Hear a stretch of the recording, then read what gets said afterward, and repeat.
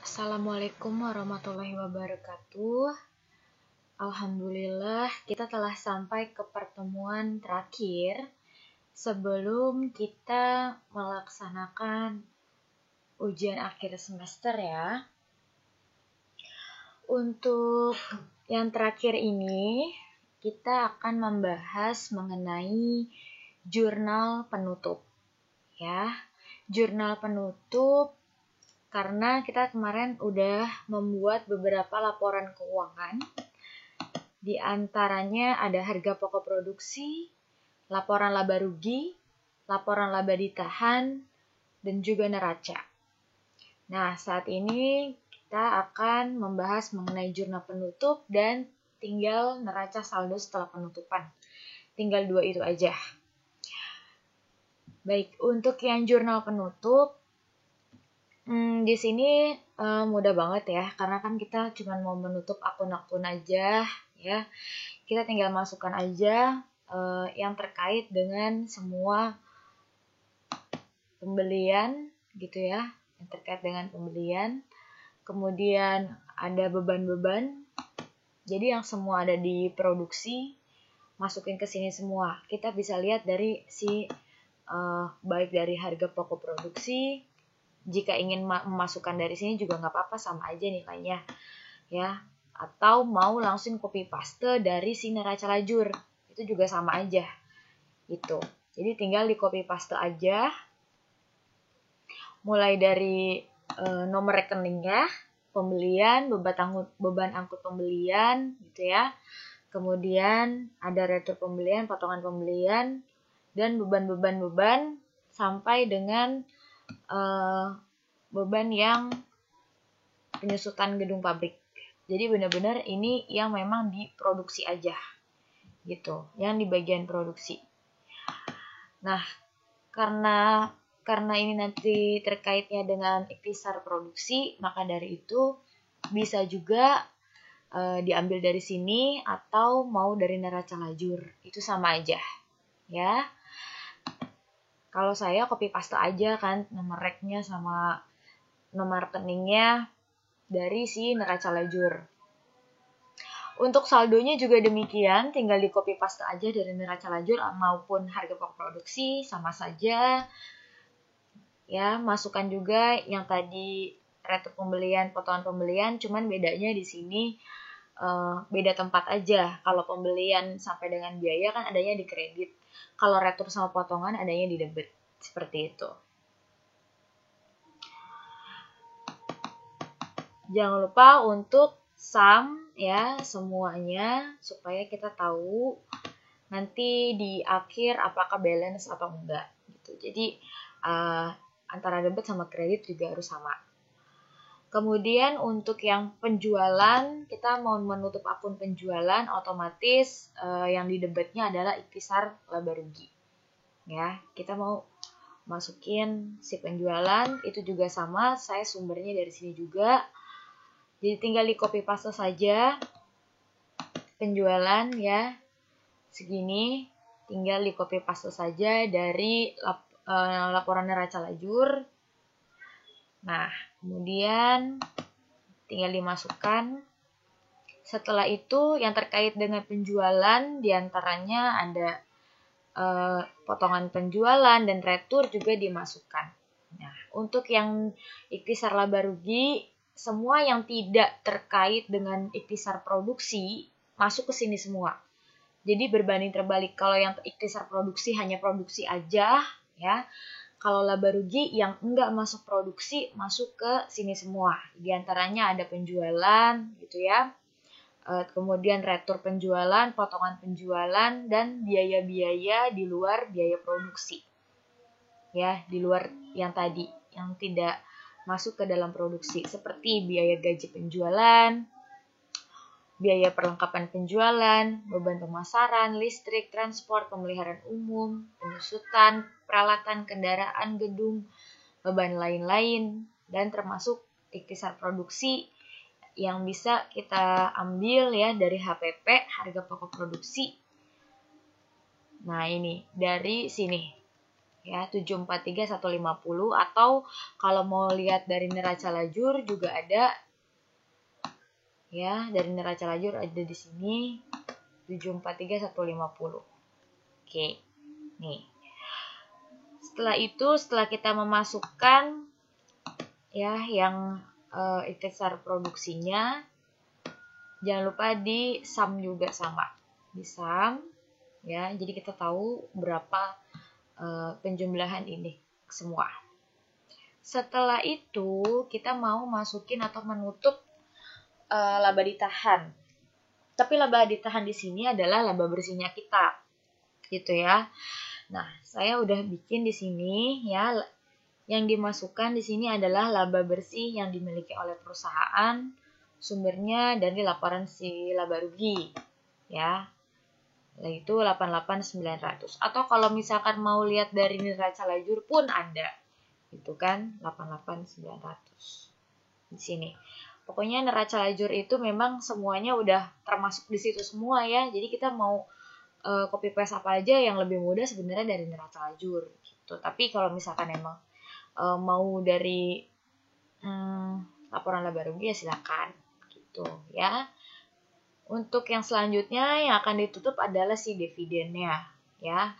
Jadi laba ditahan di debit, kemudian dividen kredit. Yang kita masukkan dividennya bersumbernya dari laporan laba ditahan. Ya, ini 60 juta. Itu. Tinggal kita masukkan saja di sini sesuai 60 juta. Setelah itu di total ke bawah kita cuma pengen mastiin apakah balance. Ya, kita sum semuanya dari atas sampai bawah. Setelah kita ketahui ternyata ini balance ada 3 miliar ya. 3.618.950.000. Itu. Nah, setelah itu baru kita buat yang namanya neraca saldo setelah penutupan. Ini mudah sekali juga. Ini hanya seperti kayak kita copy paste aja dari neraca yang udah kita buat gitu. Karena ya sama aja gitu. Cuman kita pengen pengen tahu apakah neraca saldo kita setelah penutupan itu udah fix bener nggak ya debit kreditnya, udah balance atau belum.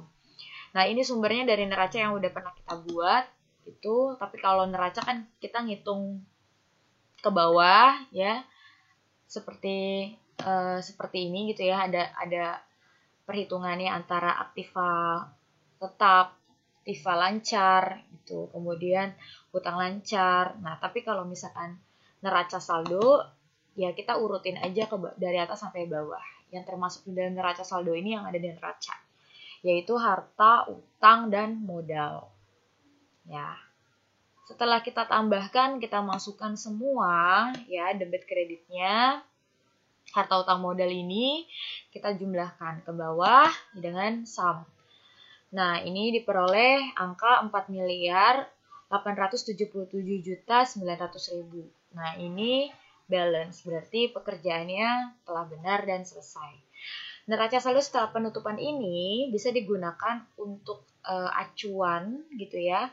Acuan laporan keuangan tahun selanjutnya gitu. Nah, inilah yang dinamakan dengan akuntansi perusahaan manufaktur. Jadi memang agak berbeda. Kalau kita review dari awal ya, mulai dari neraca saldo, kemudian kita bikin AJP, neraca lajur, dan sebagainya, laporan jurnal, laporan harga pokok produksi gitu ya. Kemudian laba rugi, ada laporan laba ditahan. Nah, ini memang berbeda dengan laporan pada umumnya seperti perusahaan jasa dan perusahaan dagang.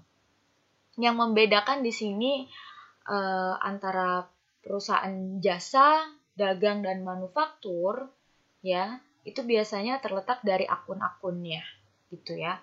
Ada akun-akun yang memang hanya ada di perusahaan jasa, ada akun-akun yang hanya ada di perusahaan dagang gitu. Dan ada juga akun-akun yang hanya ada di perusahaan manufaktur. Kalau yang ada di perusahaan manufaktur ini ya terkait dengan persediaan itu udah otomatis kita biasa yang namanya persediaan itu untuk di perusahaan manufaktur itu terdiri dari 3 ya. Ada persediaan bahan baku, yang kedua ada persediaan barang dalam proses, dan persediaan barang jadi. Dan ini juga ada yang awal, ada yang akhir. Nah, maka dari itu ketika kita membaca soal, jangan sampai kita bisa terbalik atau masukinnya itu salah ke dalam AJP. Gitu. Kalau misalkan kita udah salah memasukkan angka di AJP, otomatis sampai seterusnya, sampai dengan kita bikin laporan-laporan keuangan maupun jurnal penutup akan menjadi salah semua.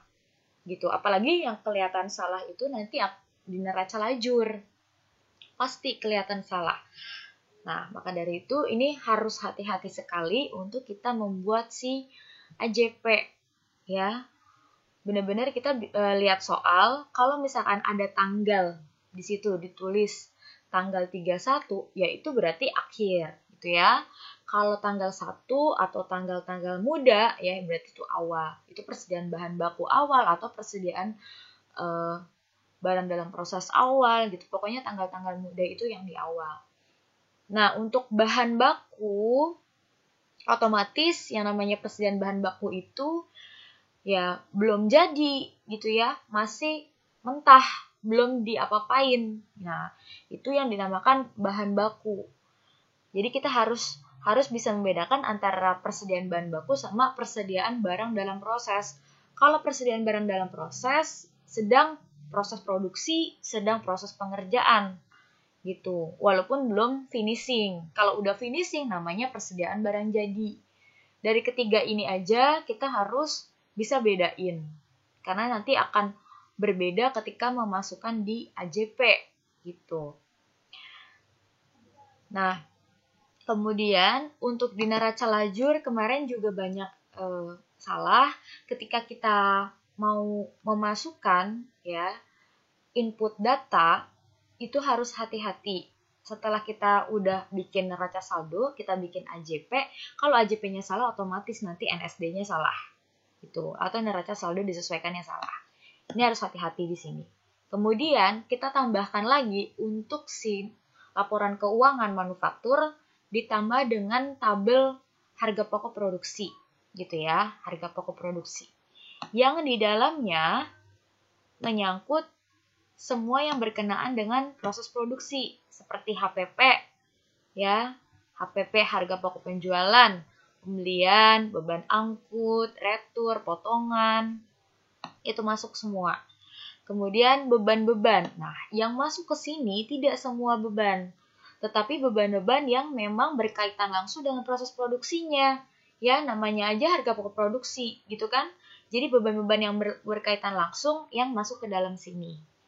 Nah, setelah itu masukkan juga ikhtisar harga pokok produksi. Nah, udah cuman itu aja. Nah, selebihnya ya nanti akan masuk ke laba rugi.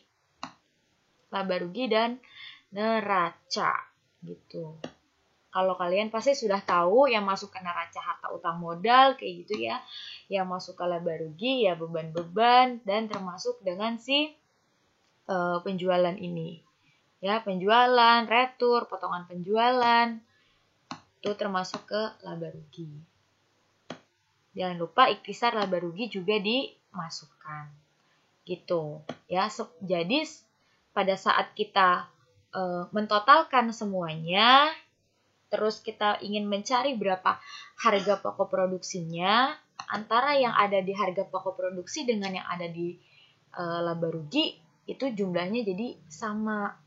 Ya, 743 150. Nah, nanti kemudian kalau kita sudah total akan mendapat total yang balance juga.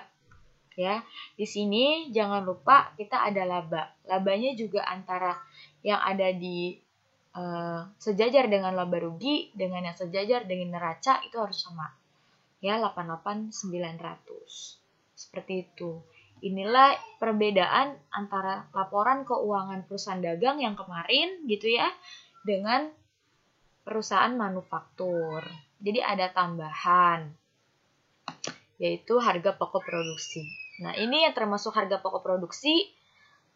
Untuk mencarinya, seperti rumus-rumus yang sudah Ibu berikan, di slide juga sudah ada. Ya, kita tinggal masukin aja. Kalau memang dia harus dikurangin, ya jangan lupa untuk kita menggunakan minus pada saat kita memasukkan angkanya. Gitu ya, sehingga nanti pada saat kita sum ke bawah, itu sudah mengurangi dengan sendirinya ya, otomatis kalau di Excel. Jadi harus ada tanda minus, dikasih tanda minus. Kalau enggak nanti akan ketambah semua gitu. Rumusnya akan tambah semua, sehingga apa yang kamu tambahin itu hasilnya akan berbeda dengan Ibu. Gitu. Jadi sebenarnya untuk akuntansi tersebut tuh ya kita mengerjakannya harus penuh ketelitian, harus ada hati-hati gitu ya. Kalau misalkan salah copy paste juga ya, copy paste salah sel gitu ya. Nah, itu akan membuat akhirnya jumlah-jumlahnya yang ada di sini juga salah. Nanti ke belakang tambah-tambahannya, pengurangannya akan salah. Jadi harus hati-hati banget. Kalau memang perlu note di sebelahnya, tambahin aja note-nya biar kamu inget itu dapatnya dari mana. Gitu. Ya, itulah laporan keuangan manufaktur ya. Kemudian untuk UAS sepertinya kita akan dari laporan dagang ya, laporan perusahaan dagang sampai dengan laporan perusahaan manufaktur. Jadi semua yang sudah kita pelajarin mohon dibaca kembali, dibaca ulang. Yang paling penting tuh cara kalian memasukkan sih gitu ya. Cara kalian memasukkan akun-akunnya. Kalau dari awal kalian masukin akun-akunnya udah sesuai, pasti ke belakangnya benar semua gitu. Tapi kalau misalkan ada memasukkan akun-akun yang mungkin ada yang salah, debit kreditnya terutama, itu yang harus kamu tahu, yang harus kamu hafalin, yang harusnya di debit yang mana, yang harus di kredit yang mana gitu ya.